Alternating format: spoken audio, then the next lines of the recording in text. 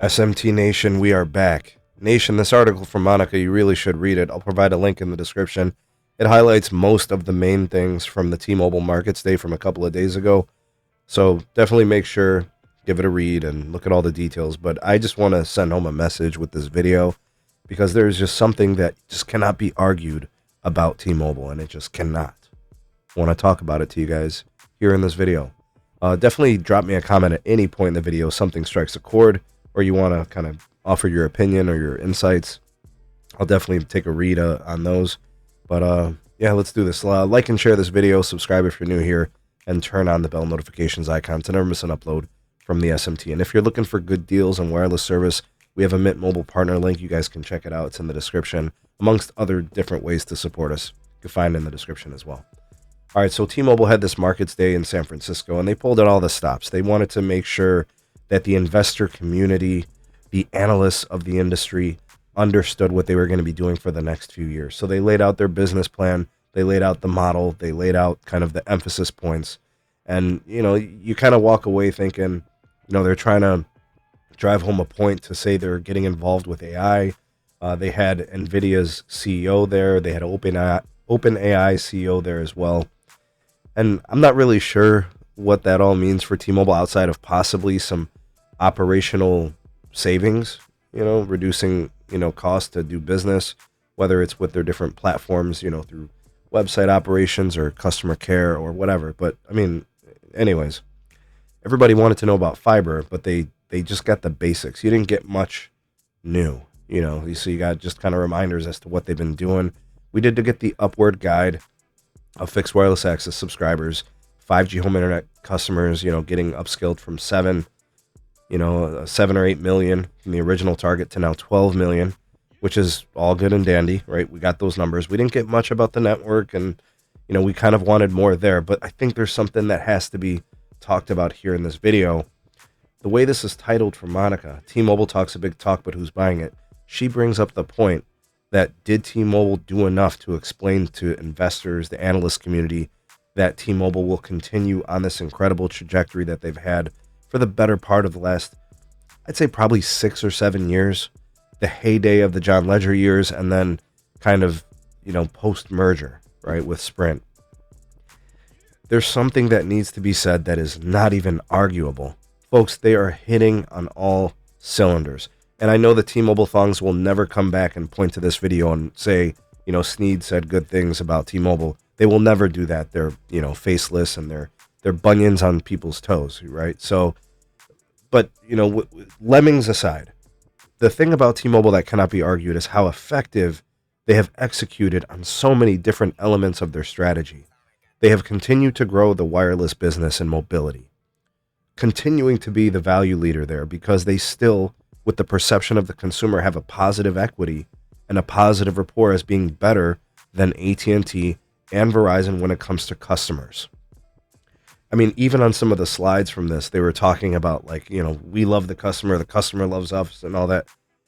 We know that's not true, but the marketing, the positive equity is still there. It exists, and they're going to ride that, right? And then when it comes to execution post-merger, everything is hitting, from the network getting better in a lot of places and the network getting larger and the pricing still being slightly better with free lines and things of that nature. They found a way to continue to execute in wireless. And now with 5G home internet, they continue to be the share gross ad leader. Even when people were saying they were going to slow down, they still remain the fastest grower of this type of service, even competing against cable. And then they started to dabble in fiber, and nobody said they would ever do that. And they've kind of linked up with some partnerships, and now they're starting to service even the investor, returning tens of billions of dollars in value to investors like they said they would. It has to be said, and again, the T-Mobile thongs will never come back to this video and ever repeat the words that I've said in this video, but they have hit on everything. And AT&T and Verizon have been very slow to respond, and there have been moments in their company's trajectories where they've been distracted, and they rested on their laurels, and they made bad choices, and the whole time, T-Mobile was hitting. So when your opponent is batting 1,000, and you are only batting 200 or 300 or even 500, you can lose your lead. And all I take from this entire article, and all I take from the last 5 years or 6 years from T-Mobile, is they came to be a winner. And they have executed in that strategy because now they are doing a lot of the same things that AT&T and Verizon said they would never do. They said they'd never be a threat. They said they'd never make a dent in the industry, and they absolutely have. And in some ways, consumers are better off for it. Now, don't get me wrong. Now it's 3 big carriers. Now they can start to manipulate pricing. They signal these things to each other all the time. But I will tell you, we have gained quite a bit from the fact that these 3 have competed for each other. And if you look at the prepaid market and the MVNO space, collectively as a whole, you have options for services, whether it's home broadband or mobility, that are better in so many ways. Larger networks, faster networks, more dynamic networks, multiple use case networks. And this is both in business, enterprise, and consumer. So we have a real thing on our hands here. And, AT&T and Verizon took a long time to kick it into gear, like the better part of a decade. And who knows where AT&T would have been without FirstNet?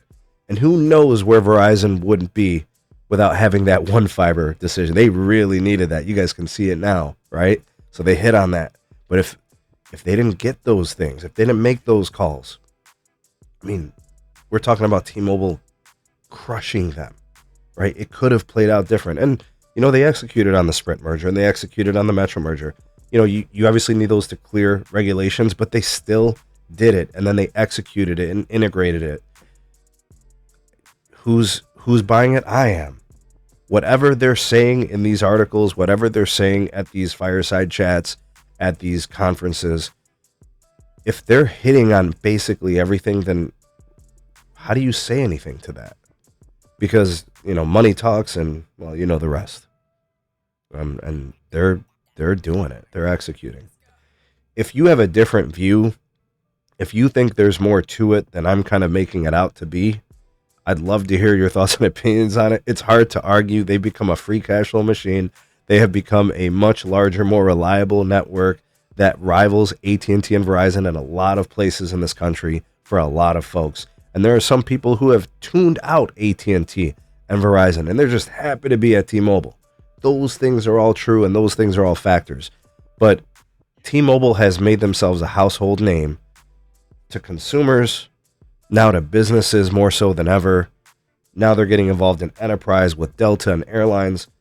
And how long are Verizon and AT&T going to pretend like this isn't real? Let me hear your thoughts and opinions on it. Welcome down below. Well, the voice of the people, the SMT Nation, let your voice be heard.